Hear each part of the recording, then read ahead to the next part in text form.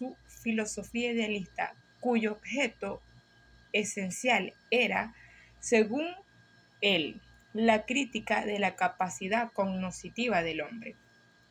Kant desembocó en la negación de la posibilidad de conocer la esencia de las cosas por la razón humana. Se designa con el mismo término a las demás corrientes del idealismo subjetivo, que niegan la posibilidad de conocer el mundo objetivo y no admiten otra fuente de conocimiento que la experiencia interpretada de una manera idealista, nombre que Kant dio a su filosofía idealista por entender que el objeto principal de la misma, escritiva, en la crítica de la facultad cognoscitiva del hombre como resultado de su crítica. Kant llegó a la negación de la posibilidad de que la razón humana pudiera conocer la esencia de las cosas. También se da el nombre de criticismo a otras teorías idealistas subjetivas que limitan la cognición humana y reconocen como fuente de la misma la experiencia, entendida solamente con un criterio idealista, objetivamente considerado. El criticismo ha constituido un intento de superar desde posiciones idealistas las limitaciones del empirismo y del racionalismo. La tesis de Kant sobre el ser, según se formula, en su obra capital, La crítica de la razón pura, en 1781, dice: ser no es evidentemente un prédico real, es un concepto de algo que pueda añadirse al concepto de algo que pueda añadirse al concepto de una cosa. Es sencillamente la posición de una cosa o de ciertas determinaciones en sí. Relación sujeto-objeto. En filosofía se entiende por sujeto un ser dotado de conciencia y de voluntad, que conoce y actúa en conformidad con sus propios designios. Al sujeto se contrapone el objeto, como una exterior hacia la cual se dirige a conciencia y la actividad del primero. La relación sujeto-objeto ha sido reconocida tradicionalmente como un elemento clave en las diferentes teorías del conocimiento, mientras que a partir de Kant la relación se plantea en términos de un sujeto que construye el objeto. Con Hegel y luego el materialismo dialéctico, la relación mencionada es vista de tal forma que el objeto del conocimiento es inseparable de la actividad de los individuos. Según Ferrater Mora, en 1971, ambas aproximaciones se vieron de punto de apoyo a elaboraciones teóricas y posteriormente en ramas como la psicología, la epistemología, la filosofía y la sociología, interesadas en la comprensión del desarrollo del conocimiento.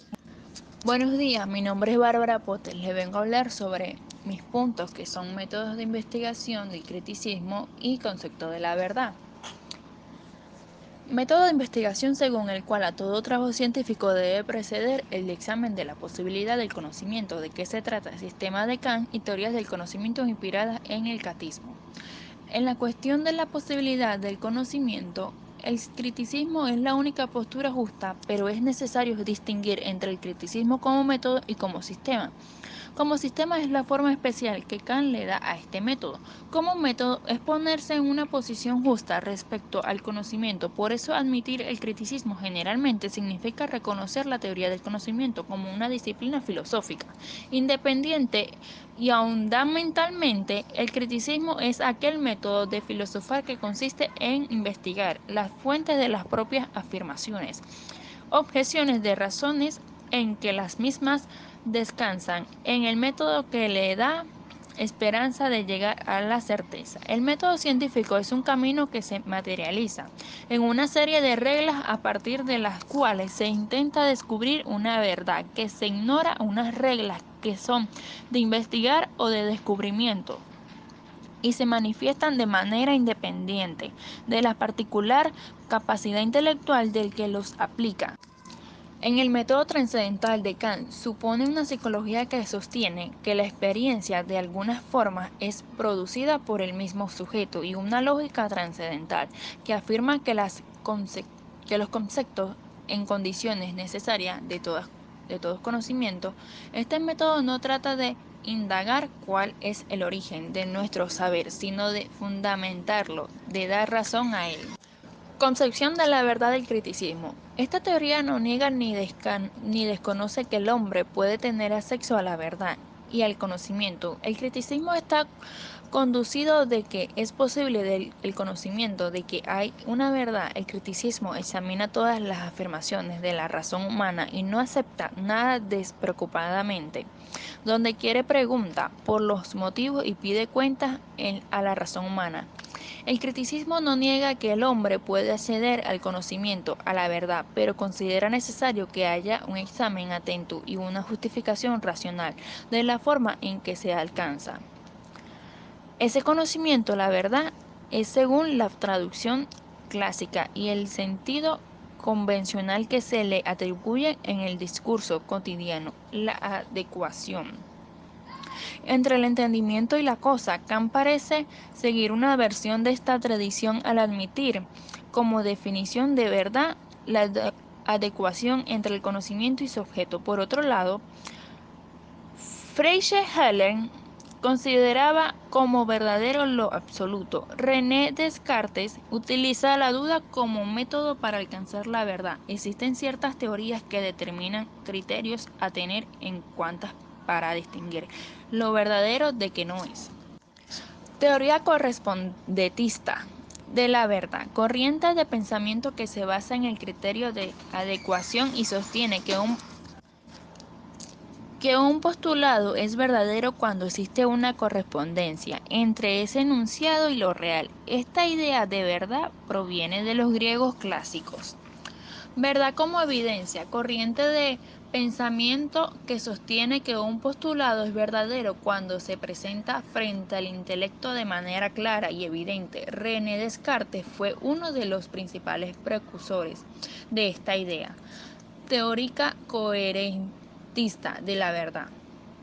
Corriente de pensamiento que se basa en el criterio de coherencia y sostiene que un postulado es verdadero cuando no contradice a otro que forma parte del mismo sistema de verdades y coherencias y creencias. Los pensadores racionalistas fueron defensores de esta teoría. Teorías del consenso. Corriente de pensamiento que se basa en el criterio de consenso y sostiene que un postulado es verdadero cuando es aceptado por todos los miembros de una comunidad.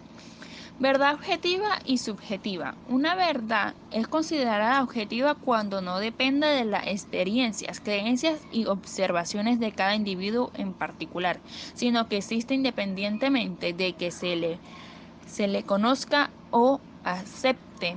Por ejemplo, el conocimiento científico, una verdad es considerada subjetiva cuando basa su fundamento y existencia en el individuo que la formula. El subjetivismo es la corriente que sostiene que todas las verdades son subjetivas por lo que se basan en las experiencias y formas de conocer de cada sujeto. Por ejemplo, las opiniones y sensaciones que un individuo experimenta son consideradas verdaderas subjetivas. Verdad absoluta y relativa. Se considera verdad absoluta a toda creencia, experiencia o postulado que se consideró verdadero, independientemente del contexto histórico o la cultura que lo analice. Suele atribuírseles el rótulo de absolutas a ideas que refieren a Dios y a la naturaleza humana. Por otro lado, son relativas a aquellas ideas que se consideran verdaderas según el punto de vista de un individuo o de una cultura. El relativismo es la doctrina que sostiene que ninguna idea tiene validez universal, sino que varía según el contexto en el que esté enmarcada. Variedad y mentira. La mentira es el postulado erróneo que realiza un individuo o grupo con el fin de engañar o lograr algunas ventajas. Ejemplos de verdades. Verdad objetiva. Existe una vacuna que proviene la tuberculosis. En la gran mayoría de los casos. Verdad subjetiva. Mi casa es la más bonita del barrio. Verdad absoluta. Todos los seres humanos nacen y mueren. Verdad relativa. El desarrollo humano es constante. Muchas gracias por su atención y por escucharnos a nosotros y a mi grupo. Feliz día.